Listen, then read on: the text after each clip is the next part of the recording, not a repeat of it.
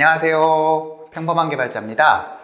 이번 영상에서는 클래스에 대해서 한번 알아보도록 하겠습니다. 클래스는 이 다트 프랙티스의 마지막 주제이기도 합니다. 이전에 우리가 배웠던 변수와 함수를 묶어서 사용하는 개념입니다. 다트가 객체 지향 언어라는 표현들 한 번씩은 들어보셨죠? 클래스는 객체 지향 구조 개발을 하기 위한 필수 개념입니다. 이번 영상에서는 클래스의 가장 기본적인 개념들을 중점적으로 알아보도록 하겠습니다. 플루터 개발을 하려면 적어도 이 정도는 이해하고 넘어가야 되는 그런 기본적인 개념들 위주로 한번 공부를 해보겠습니다. 클래스는 크게 두 가지로 구성이 되어 구조를 정의하는 클래스와 실체화된 정보를 가지고 있는 객체. 조금 어려운데요. 클래스는 클래스라 부르는 것과 객체라 부르는 것으로 나뉘어 있습니다. 그래서 우리는 이 두 가지를 다 이해해야 되는데요. 클래스라 함은 어떤 구조를 정의하는 것이고요. 객체라 함은 그 구조를 그대로 만든 어떤 것, 실체화시킨 어떤 것을 우리가 객체라고 부릅니다. 자, 요 화면을 보면요. 클래스를 우리는 설계도에 많이 비유를 해요. 이렇게 자동차 설계도, 요것을 우리가 한번 클래스라고 한번 해보죠. 자동차의 구조를 정의한 것, 요거를 자동차 클래스라고 불러보기로 해요. 그리고 요 설계도에 기반해서 만든 실체화된 어떤 것, 실체화된 자동차를 우리가 객체, 오브젝트라고 부르기로 하는 겁니다. 그래서 보면 메르세데스라는 자동차가 있고요. BMW라는 자동차도 있고요. 아우디라는 자동차도 있습니다. 자, 요 설계도를 통해서 이런 자동차를 만든 거죠. 요 메르세데스라는 자동차와 BMW라는 자동차, 그리고 아우디라는 자동차는 동일한 구조를 갖고 있습니다.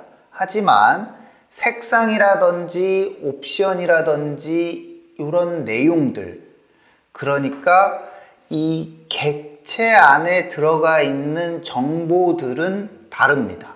하지만 구조는 동일합니다. 하나의 이 설계 도면에 의해서 만들어진 객체이기 때문에 동일한 구조를 갖고 있습니다. 자, 정리를 해보면 클래스는 구조를 정의하는 클래스라는 것과 그 구조를 그대로 실체화시킨 객체라는 것으로 나뉜다. 이렇게 이해하시면 되겠습니다. 자, 그러면 코드로 우리가 클래스를 한번 정의를 해보고요. 객체도 한번 만들어 보겠습니다. 클래스는 변수와 함수를 합쳐놓은 어떤 구조다, 이렇게 설명을 드렸었습니다.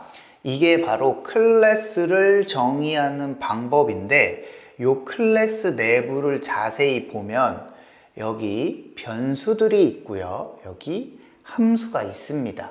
이렇게 변수와 함수를 함께 묶어 놓을 수 있는 것이 클래스이고요. 지금 이 클래스를 정의할 때 우리가 클래스라는 키워드를 사용을 합니다. 그리고 이 키워드 뒤에 클래스 이름을 주게 되는데요. 이 이름을 우리가 어퍼카멜 케이스로 주게 됩니다. 한마디로 이 유저라는 클래스를 우리가 지금 정의하고 있는 것이죠. 그래서 유저는 클래스 이름이 되고요. 이 클래스 내에 변수는 프로퍼티라고 우리가 부릅니다. 다트에서는 프로퍼티라고 부르고요. 이 변수를 멤버 변수, 인스턴스 베리어블, 필드 등등 다양한 명칭으로 부릅니다. 세세하게 들어가면 이 명칭들이 의미하는 바가 조금씩은 다른데요. 다트에서는 프로퍼티라고 부른다 라고 이해하시면 되겠습니다. 클래스 내에 들어있는 변수를 우리는 프로퍼티라고 부른다. 이렇게 지금은 아주 단순화시켜서 한번 이해를 해보겠습니다. 자, 그 다음에 클래스 내에는 이렇게 함수도 들어갑니다. getBirth라는 함수죠. 이렇게 클래스 내에 들어가는 함수를 우리는 메소드다 이렇게 부릅니다. 프로퍼티와 메소드, 변수와 함수, 자, 이렇게 다른 이름으로 부르고 있습니다. 자, 그리고 클래스가 가지는 독특한 구조가 하나 있는데요. 이렇게 콘스트럭터라는 것이 있습니다. 이 콘스트럭터는 클래스 이름과 동일한 이름을 갖고요. 그리고 파라미터를 정의하게 됩니다. 이렇게 컨스트럭터의 파라미터를 정의함으로써 프로퍼티의 초기 값을 넣을 수 있습니다. 이 컨스트럭터를 통해서 객체를 생성하고요. 객체를 생성할 때 프로퍼티를 초기화시킬 수 있습니다. 네, 이해되셨나요? 클래스 이름이 필요하고요. 프로퍼티라는 것들이 필요하고요. 컨스트럭터라는 것을 정의할 수도 있고 안 할 수도 있습니다. 그리고 메소드를 만들 수도 있습니다. 이런 것들을 이용해서 우리가 클래스를 정의하고요. 자, 유저라는 클래스가 정의가 되었죠. 이 유저라는 클래스 자체로는 아무것도 할 수가 없습니다. 우리가 이 유저라는 클래스를 의미 있게 사용하기 위해서는 객체를 만들어서 활용을 해야 됩니다. 실체화 시켜야 합니다. 객체를 만드는 방법은 유저라는 클래스가 가진 컨스트럭터를 호출해주면 됩니다. 여기 객체를 만들기 위해서 유저라는 클래스의 컨스트럭터를 호출하고 있고요. 이 컨스트럭터에 아규먼트를 넘겨주고 있습니다. 정의된 파라미터에 해당하는 아규먼트를 적절히 넘겨주면 객체가 생성이 됩니다. 객체라고 부르기도 하고 영어로 오브젝트라고 부르기도 합니다. 자, 이렇게 객체를 생성을 하게 되면 비로소 이 클래스를 활용하는 어떤 행동들을 우리가 할 수 있게 됩니다. 자, 그러면 객체를 생성해서 어떻게 활용하는지 코드 예제로 한번 보도록 하겠습니다. 자, 유저라는 객체를 만드는데요. 이 유저라는 객체는 킴1111 김민재 그리고 요런 숫자, 태어난 날짜가 되는 이런 숫자를 갖고 킴이라는 변수에 할당합니다. 이 킴이라는 변수는 유저 타입의 변수가 되는 겁니다. 자, 그래서 이 킴이라는 정보는 어떤 정보를 들고 있냐면 유저라는 클래스가 정의한 그 구조 그대로 정보를 가지고 있어요. 유저라는 클래스에는 ID 그리고 패스워드라는 프로퍼티, name이라는 프로퍼티, birth라는 프로퍼티가 있었습니다. 첫 번째 아규먼트는 ID, 두 번째 아규먼트는 패스워드, 세 번째 아규먼트는 name, 그리고 네 번째 아규먼트는 birth가 되겠습니다. 우리가 파라미터를 그렇게 정의를 했었죠. 그래서 우리는 이렇게 유저라는 객체를 하나 만들어서 킴이라는 변수에 저장을 한 거고요. 이 킴이라는 요 유저 타입의 변수는 네 가지 정보를 갖고 있는 겁니다. ID, 패스워드, name, birth.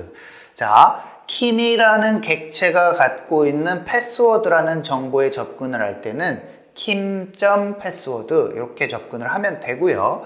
1111이라는 패스워드에 접근할 수 있어요. 자, 요 킴이라는 유저 타입 객체가 하나 있고요. 애플이라는 유저 타입 객체가 따로 또 있습니다. 자, 요 애플이라는 객체의 패스워드는 222라는 값이 들어 있고요. 애플2라는 객체를 또 만들었고요. 애플2의 패스워드는 2222입니다. 자, 여기에서 애플이라는 객체와 애플2라는 객체는 완전히 다른 객체이고요. 값이 비록 2222로 같다 하더라도 이 패스워드와 이 패스워드는 완전히 다른 존재입니다.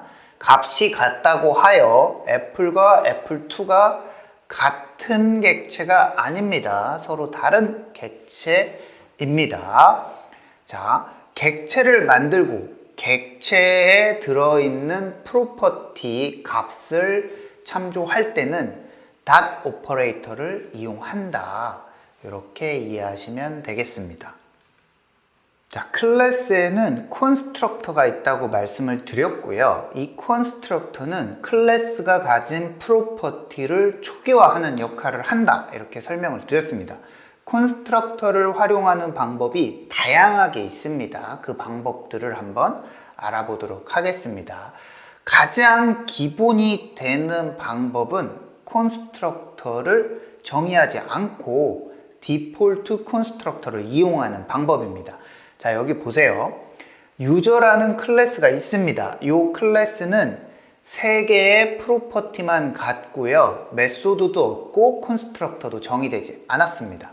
자, 이렇게 콘스트럭터를 정의하지 않더라도 디폴트 콘스트럭터는 존재합니다. 클래스 이름과 동일한 유저라는 이름을 주고 파라미터 영역을 비워둔 채로 이렇게 호출을 하면 디폴트 콘스트럭터가 호출이 되고 이 녀석에 의해서 유저 객체가 하나 만들어지고 킴이라는 변수에 할당이 되는 겁니다.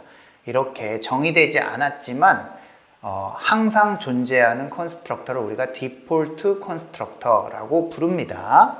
요 킴이라는 객체는 아이디, 패스워드, 젠더라는 프로퍼티를 갖고 있겠죠. 그리고 그 프로퍼티들은 이런 값을 갖고 있을 겁니다. 자, 이렇게 디폴트 컨스트럭터를 알아봤고요. 자, 다음 예제를 한번 보죠. 유저라는 클래스가 동일하게 있고요. 여기에 컨스트럭터를 따로 정의를 했습니다.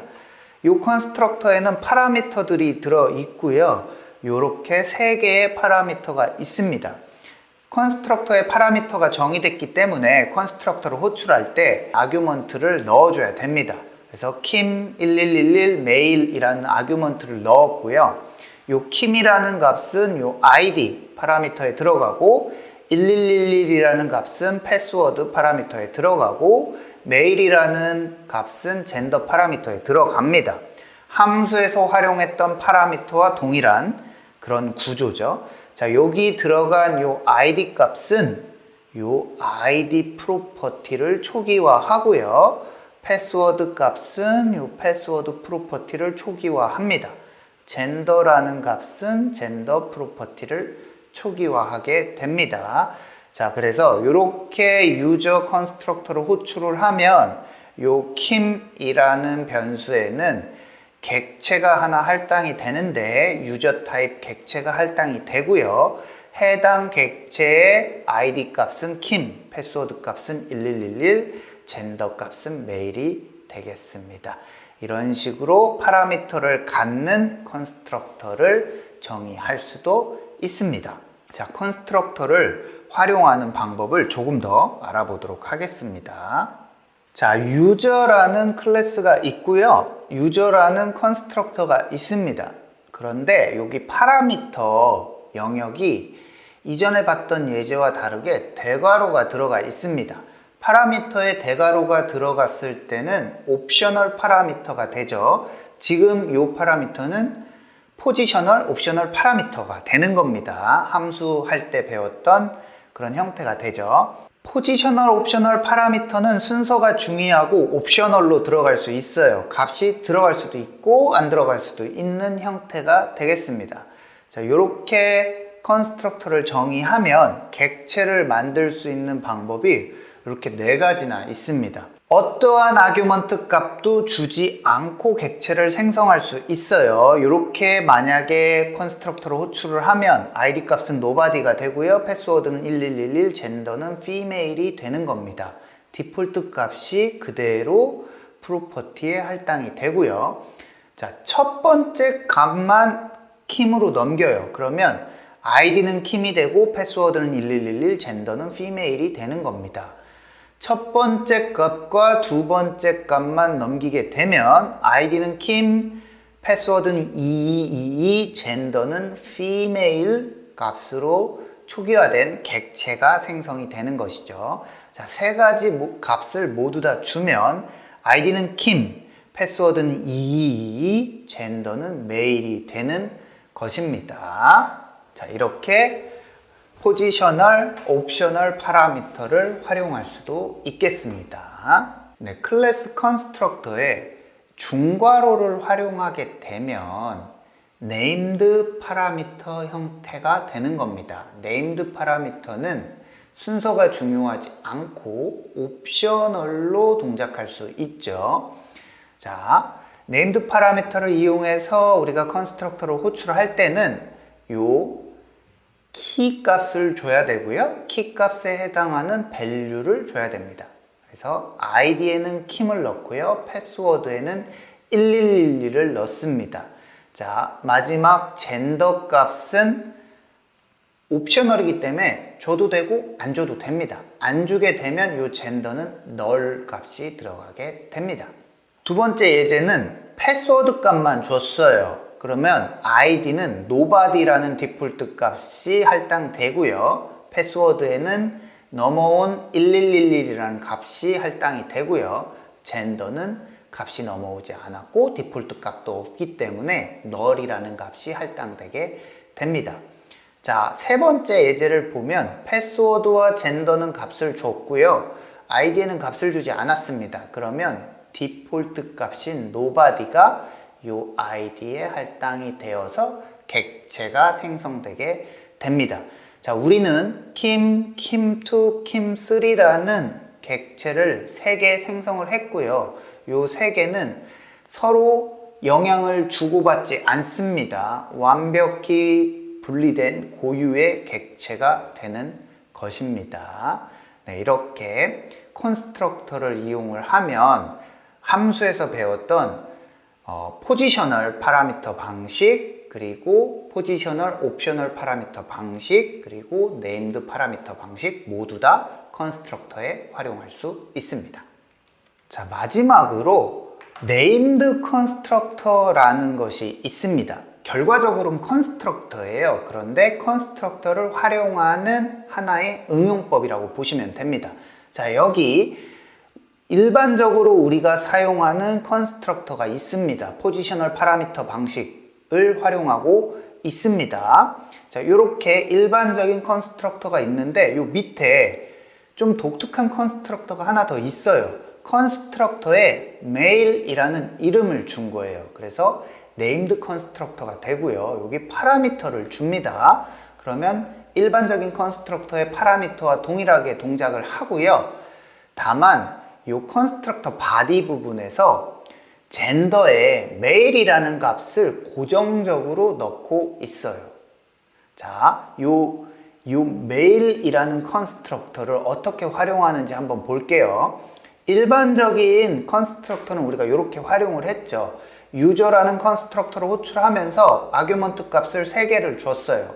해당 컨스트럭터에 정의된 파라미터에 맞는 아규먼트를 넣었죠. 유저라는 클래스에 있는 male이라는 컨스트럭터를 호출하고 있는 겁니다. 좀 다르죠? 유저라는 클래스에 있는 male이라는 컨스트럭터를 호출을 하고요. 이 male이라는 컨스트럭터는 김과 1111이라는 파라미터를 갖고 있어요. 김이라는 아규먼트를 넘기고 1111이라는 아규먼트를 넘겨요. 그리고 male이라는 컨스트럭터를 호출했어요. 그러면 id는 김, 패스워드는 1111, 그리고 자연스럽게 젠더에는 male이라는 값이 들어가요. 이 네임드 컨스트럭터를 활용하는 이유는 뭐냐면 우리가 male이라는 컨스트럭터를 호출을 하게 되면 자연스럽게 male이라는 객체가 생성될 것을 기대할 수 있죠. 컨스트럭터에 이름을 줌으로써 어떤 성격을 부여할 수 있게 되는 거예요. male이라는 컨스트럭터를 통해서 만들 수 있는 객체는 무조건 젠더가 메일인 거죠. 네, 이렇게 이름을 줘서 컨스트럭터를 만들 수 있습니다. 이런 걸 우리가 named constructor라고 부릅니다. 네, 이렇게 클래스의 기본적인 개념들을 모두 알아봤습니다. 이 정도 개념은 우리가 알고 있어야 플루터 개발을 시작할 수 있어요. 우리가 배운 이 개념들을 활용하는 연습 문제를 다음 영상에서 한번 같이 풀어보면서 조금 더 클래스에 대해서 알아보도록 하겠습니다. 수고하셨습니다. 안녕.